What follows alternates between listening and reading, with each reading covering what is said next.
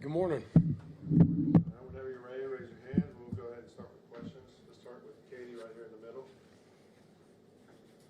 Y'all lead the SEC in fourth down attempts. Just when it's kind of getting in those type plays, what's the communication like between you and Kalen and the discussions of when you're going to go for it or not? They're normally the discussion honestly happens before the play, so we're pretty dialed going into the football game as far as what we think our go rates are in different situations. So typically when I start a series, I'll know what the go is for that.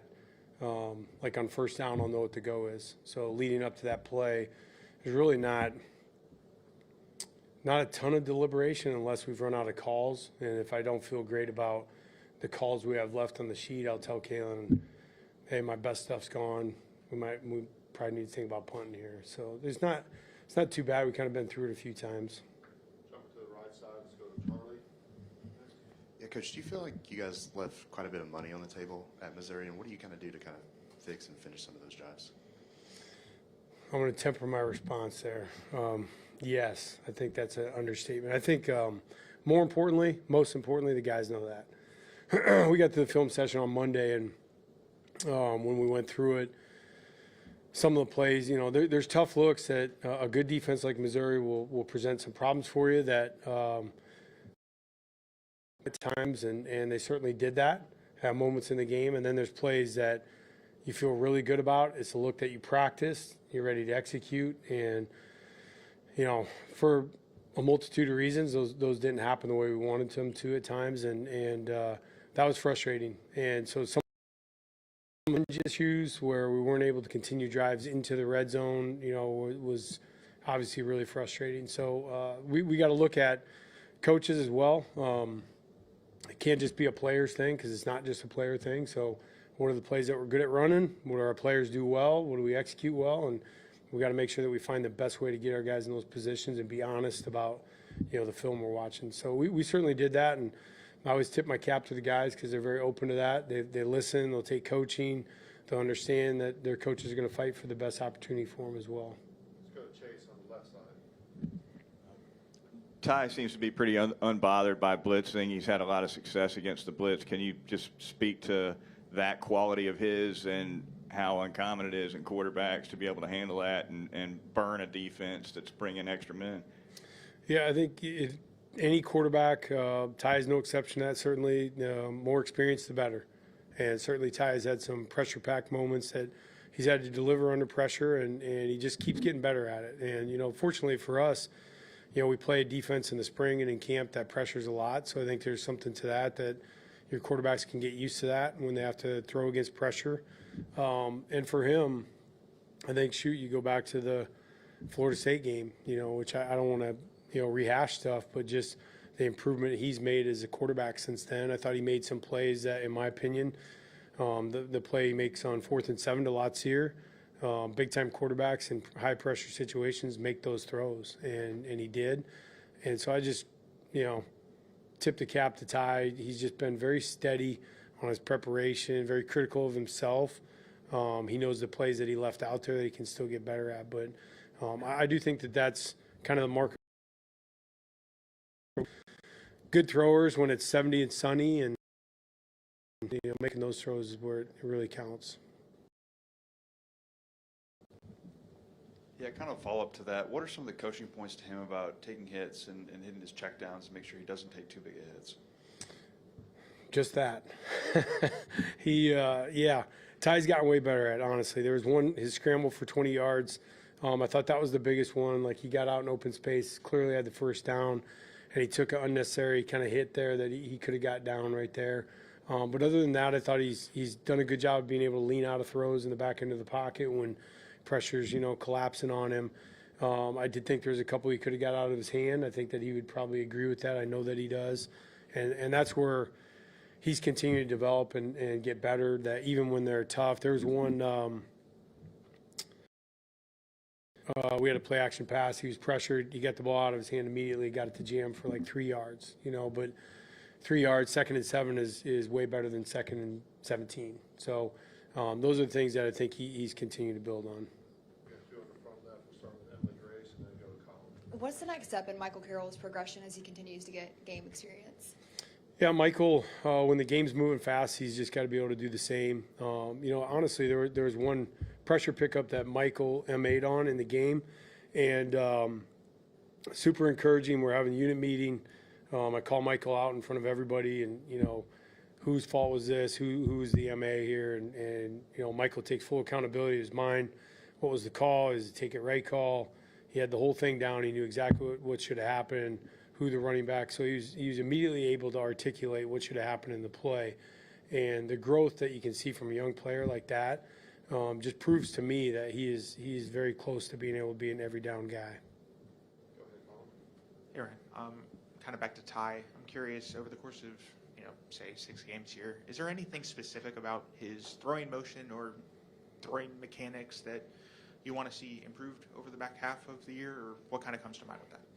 No, I think Ty's big thing, he's been working really hard on throwing on the run. I think that's one of the things that all quarterbacks, I don't know if you have enough practice time to make sure you emphasize that enough. I think accurately throwing on the run, whether it's under duress or design plays, is one of the things that you have to work the most. And I know Ty's worked really hard at that. I think other than that, I think he's a clean thrower. He's worked at taking the pad off of his ball. And I thought he was a little bit jumpy early in the season where he's too dramatic on the back end. So just seeing the calmness in the back end of his drop and throwing on the run. Justin in the back left.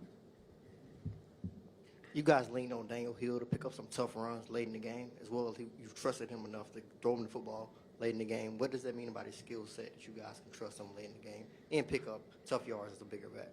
Yeah, Daniel has been a guy that unfortunately has been a little bit dinged up through the first part of the year, but is a guy that I don't know if there's a guy we're more optimistic about out of spring ball than Daniel. So we're hoping that starts to show up a little bit more here, and obviously take some of the load off of Jam. But he's a really bright player. I think Daniel is a guy that I know Daniel is a guy that understands pressure pickups. He's very good at pass protection.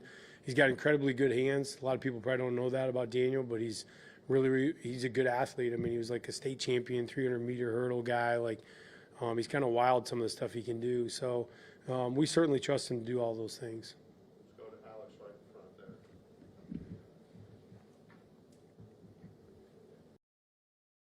To the right tackle spot. Just how you think Wilkins done there and the balance between him and Michael and what you kind of like to see from that position moving forward.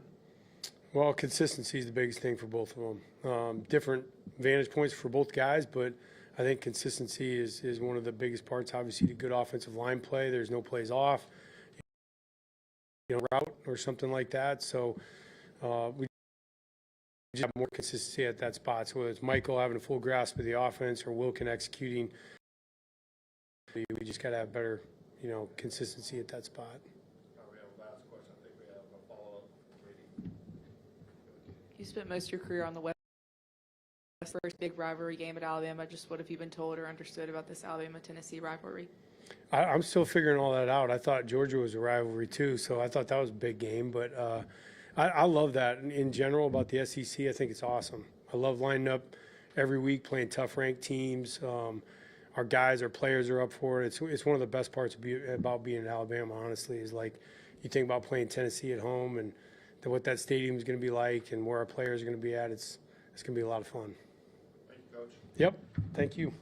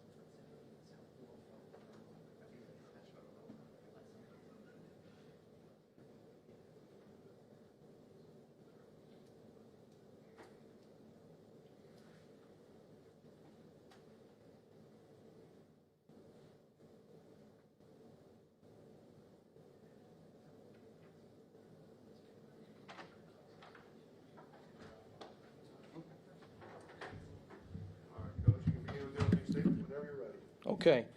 When you look back on last week, I do think there is a lot of fight in our players right now that we have developed, and very proud of our guys in that. If you think about from where we've come a year ago, where we came in the first game of the season, I think there's certainly a lot of fight that our team has, and it's helping us. It's helping us on the road. It's helping us respond to adversity at home.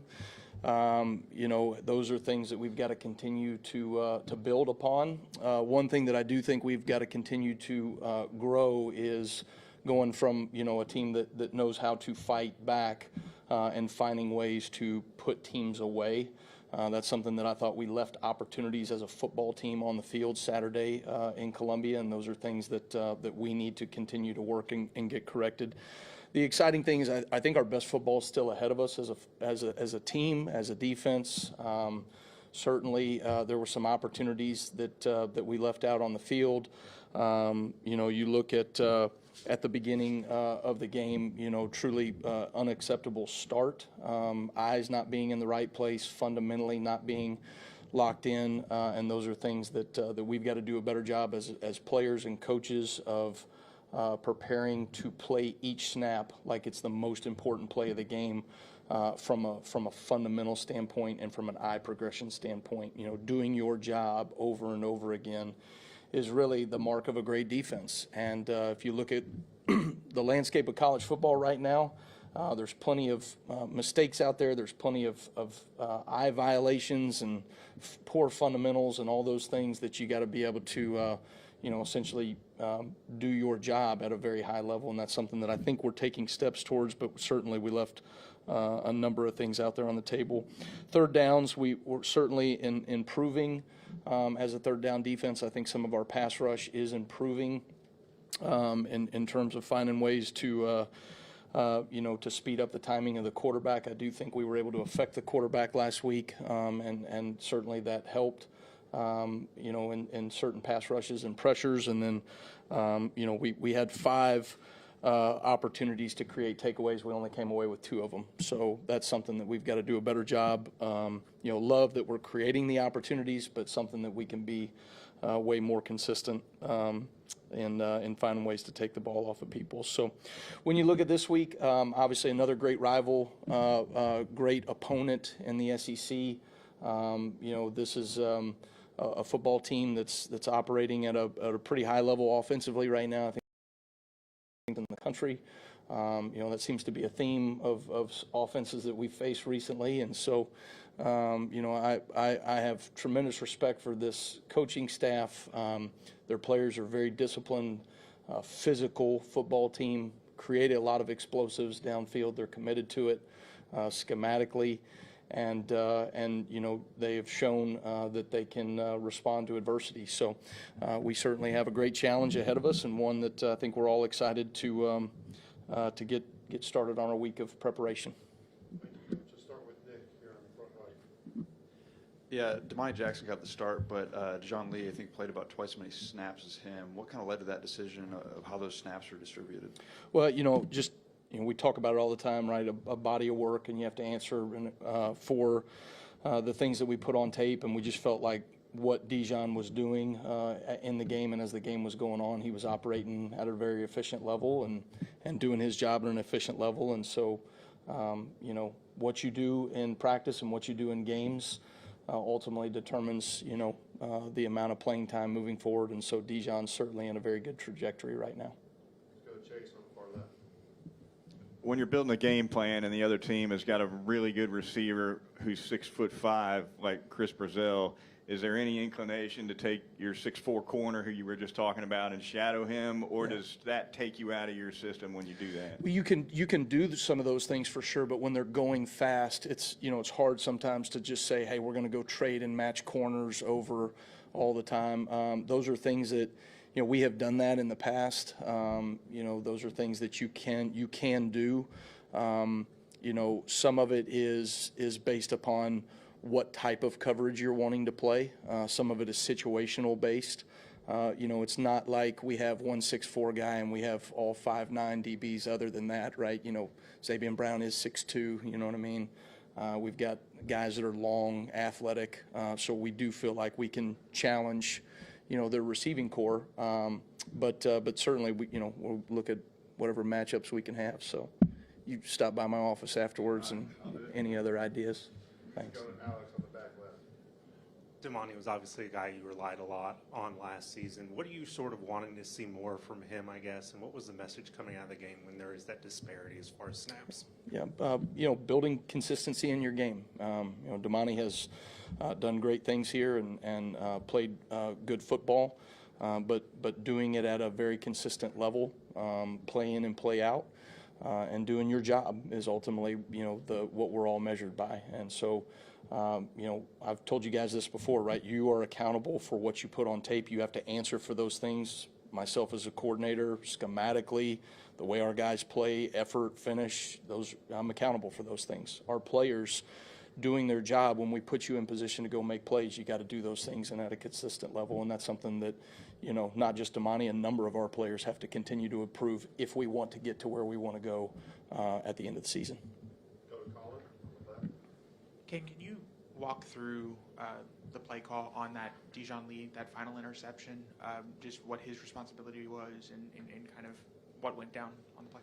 Yeah, so that was it was a zone style coverage, a vision based coverage that we ran. We tried to mix man and zone against them. We tried to mix some pressure against them as well. Their quarterback did a decent job of getting the ball out. He converted, that 4th and 8 against us, converted another 3rd down against us early when we had brought some pressure. But we felt like if we can pressure him enough, we would speed up his tempo. And we showed a little bit of a look that we might be pressuring there, and then got to a position to where we affected him enough that he tried to force a ball that they had gone to that concept earlier in the game, and he was looking for it, didn't have it, came back to it again, and probably if you're looking at that, he probably forced the throw a little bit. But our guys did a really nice job. Our underneath zone defenders are doing a really good job of taking what we call some of the line of sight line of the quarterback and forcing him to put air on the ball, and that's exactly what happened. We say all the time, tip balls or pick balls, right? Tips and overthrows, got to get those, right? So that's an overthrow, and we came up with it. Oh, my bad. You mentioned in the open how you want to be able to put the game away better. That's something you want to work on. Tangibly, what does that look like in practice this week to work on that? Well, we talked about this as a staff. I don't want to say, it's easy to sit there and look at the game and go, we got to start faster, we got to finish better, but it really comes down to playing each snap with great eye progression, great fundamentals, and just doing that over and over and over again. And for us as a defense, the areas where we have given up plays, it has been we are not doing our job at a high enough level. Certainly there's been some things schematically every now and then that, hey, all right, I got to have a better answer for that for sure. But most of our issues are things that we can correct and we can fix, and that's a good thing, And so from our perspective, when you look at how we need to finish, we need to do the same high-level job that we have shown throughout games more consistently, And that's that's going to be football from here to eternity, right? There's never been a perfect defensive game, but we can strive for that, and we can certainly do better than what we're doing right now. And so, again, I think our best football is ahead of us, and it is our job as a coaching staff and players to push ourselves to find a way to just continually get better in SEC play. We'll finish up. Back left for Travion. Can you talk about what you've seen from a young player like Keon Keeley in practice that's led to some of those opportunities in the game? You see Saturday he stepped up and made the big sack. Can you just talk about what you've seen from him in practice? I think I know our fans have been waiting on that, waiting on him to take steps, and excited for him. We've been continually working. I've talked about him in the off season that he's taken steps in the right direction. Certainly he didn't have the role that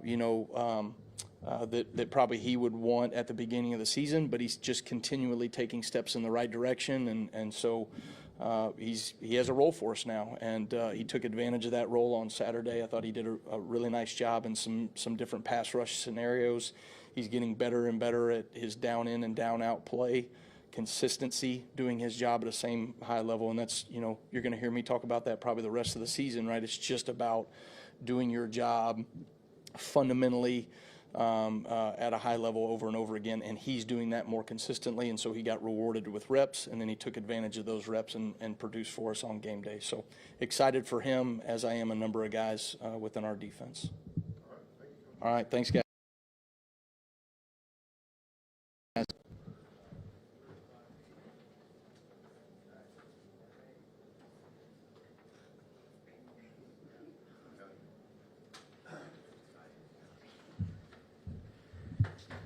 Coach, make his opening statement. Yep. And we'll take questions. You bet. Good morning. Just recapping Missouri. Proud of the fight of these guys, and it's not just the last 3 weeks. It's the last really 5-6 weeks since we dropped week 1, and just the resiliency these guys have, and it's in games, and it's just them just sticking together.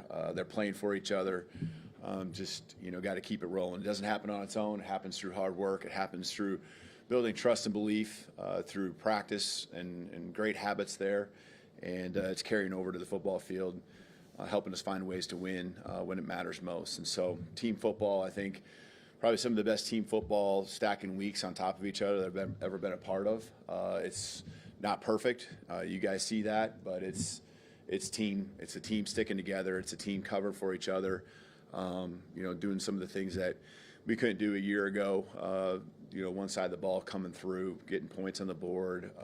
Another, you know, the other side getting a stop, 3 and out. You know, changing field position that way. Just, you know, kicks when we need it. You know, pinning teams back inside their own 20 in different games. You know, just playing team football, and that's what matters right now. So I think there's a toughness that we have, and you know, we talk about toughness wins. That's mental, physical, to emotional toughness. I think proud of the way our guys, you know, turnover-wise, continue to win that battle each and every week. You know, we're winning the time of possession. You know, we took I think, you know, we didn't shut them down, but we took a lot of the things that Missouri did well, and flipped the script on that from a time of possession standpoint, and kept them from being able to have as many plays as they'd like to be able to continue to hammer away with their run game. That's team football right there. And then I think the penalties too. Just, you know, I'm not afraid to talk about it with all those things, because it happens through work. You create your own luck. You create your own breaks. Could used a few more breaks when the ball was on the ground. Those will fall in our hands as long as we continue to hustle and get to it. But now the whole thing is about sustaining the energy, because each week, right? Each week has been stacked on top of itself, and these guys have been bringing it at a high level in practice, and get a great opponent with Tennessee coming in here this weekend. Understand the rivalry, and it's you know, it's a lot of fun for, you know, our fans, and it goes back obviously generations. We understand how big of a deal this game is to them. We understand how big of a deal this game is to us right now in the season that we're in, and that's what we're focused on. But you know, Coach Heupel, nothing but the utmost respect for him and his staff, just what they're doing, what he's done. Tennessee, his coaching career, an outstanding coach, great football mind. You can see it on the football field. You can see the culture that they've built there too, and just looking forward to a great game. We need our fans loud, extremely loud. We need an environment, you know, that's the best in the country here this weekend. You know, again, we're playing for a lot each week, and we appreciate the support we get. Our players feel the energy and, you know, feed off of it. So. Thanks, Coach. Start with Charlie on the right. Coach, I was going to see if you had an update on some of the guys that popped up on the availability report last week. That's Jalen Hale, Jalen Mbakwe, and Caden Jones. Jalen's been sick. Jalen Hale's been sick. That was the reason why he last minute got put on the report. Who else? Jalen Mbakwe and Caden Jones. Bach had a hand injury in practice last week, and he'll be back out there practicing, and we'll see kind of as the week goes on how he goes there. Obviously, he plays receiver, so that affects you a little bit. But there's other things he can do for our football team, and you know, he's in great spirits, and so he'll go through that. Jam, you know, and Derek will both be going through their protocol this week. I hit it on everyone. Caden Jones, he'll be he had to have surgery on an ankle injury, and so he'll be down for a little while. Far left, Chase. After the game, Ty said that he missed a lot of protection checks against Missouri. Is that ultimately completely his responsibility, or does some of that fall on Parker also?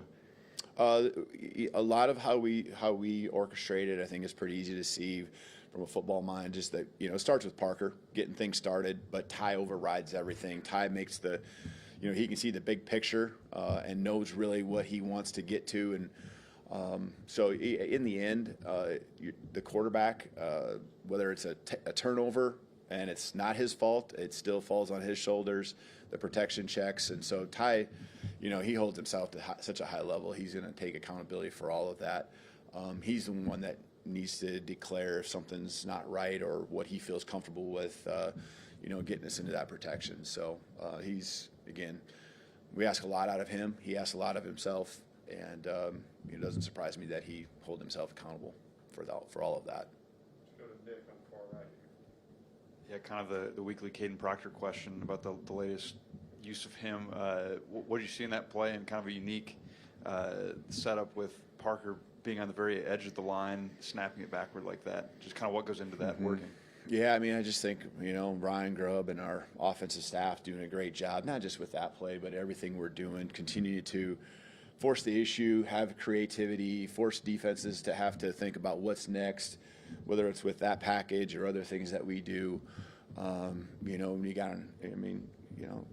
We're using it in big moments. It's something that we feel isn't just this exhibition. It's something where we feel like KP can do some things, and there's a positive in a way where we can gain yards in critical moments with him. So there's a trust that we have in him. So again, I think just in general, Ryan Grubb just doing a great job, continuing to push the envelope for our whole offense to continue to attack teams in different ways. People always think attack vertically in the passing game, but there's other ways to attack people, and doing it in those moments, it's great to see our guys execute and do a good job. Got a first down.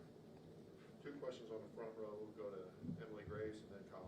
Coach, when you look at the Missouri game as a whole, you mentioned the resiliency that this team has. Is there a moment that sticks out to you that really defines it, whether it was a conversation of the player, or something you overheard, or just what you saw on the field from your team?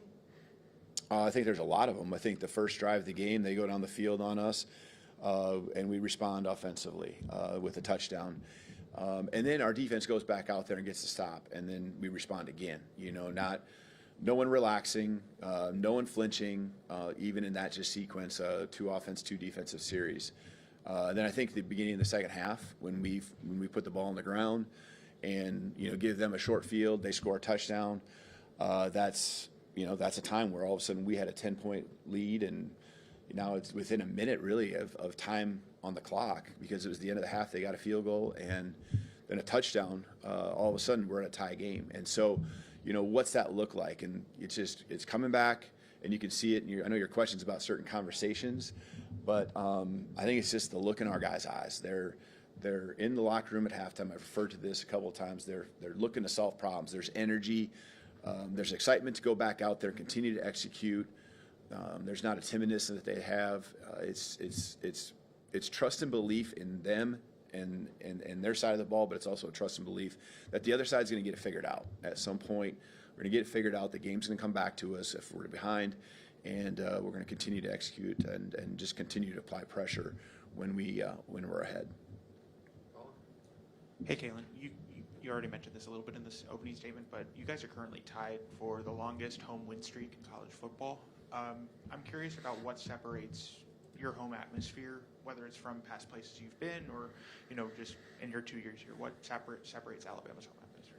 Mm-hmm. Yeah, it's a great environment here. I think it's the feeling you even have with the walk into the stadium, and there's just the players, we pull up in the buses and you can see everyone's ready to go. We better make sure we hold our end of the bargain too. And so it goes into the week of preparation and the understanding of what it's even going to feel like when you're practicing on Tuesday. The excitement that leads into wanting to make sure that we're at the top of our game on Saturday. So, and then you get in the environment and you need, crowd noise to affect the timing of the snap count for the opponent, the momentum and what that brings, when we're making plays. And so just huge to have that energy being at home. I think that would go for a lot of programs, but it's definitely a big deal here for us. Go to Katie in the middle of the room. I know you haven't been here for his whole time, but just what have you seen from Keon Keeley and his development and waiting his turn? And then Kane just talked about him having that big moment in the game on Saturday and just kind of the way he's come along. Yeah, he just has done a good job of just being patient. And but there's just things there's reasons that have kept him from getting on the football field that he just continues to work on. And he's got potential to do some amazing things for us. And working him into different packages this last week, I really liked the growth there. He's been involved in special teams a little bit more in the past few weeks as well. And so just continue to build each week. And as he gets more and more comfortable, I can see that impact being greater and greater. And so I'm really proud of who he's just a great kid in general. That on the football field with him, that's what makes you want to pour everything you got into him and help his growth. And then, he's humble and, obviously can make some plays. And so I'm looking to see more and more of him in the weeks ahead. Go to Jamie on the front right.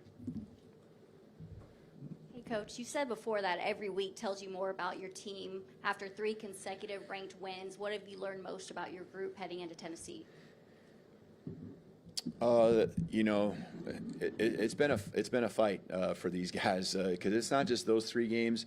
We've had our backs to the wall since week 1, and there's a bye week in there, and so I think they've done a great job of taking whatever it is that is against us or whatever the doubt is that people have, taking that energy and just pouring it into what matters most, and that's our preparation. And so this is another, there's a rivalry piece to this game, but there's also now just we built through some things, but we also got to go back to how did this all start? This all started with us just really being intentional on the work that we're doing. We've referred to just shut up, show up, and do the work. I mean, that's just really what we've kind of hold in on, and in everything we do, we just have an urgency level. And I'm really proud of the guys for not falling off that standard that we had, because that's what human nature is.